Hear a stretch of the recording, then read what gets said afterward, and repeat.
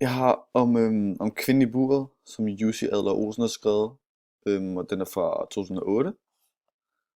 Og den handler om, at der er en smuk vinterdag, så forsvinder der sådan en, en folketingspolitiker, som hedder Merete Lynggaard, og hun forsvinder så sporløst.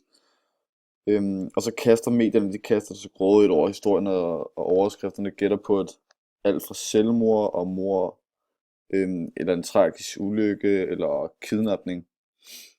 Øhm, og så, eller der var nogen, der troede også, det også var frivillig forsvinden, hedder det.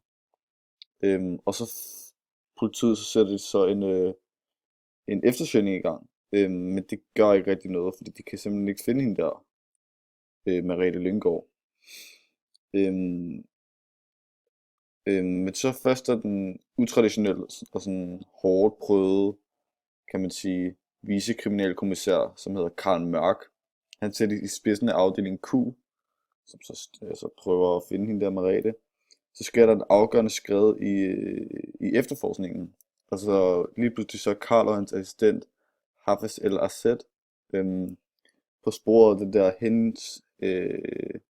hensynsløse forbryder, som havde lagt sådan en afsindig plan.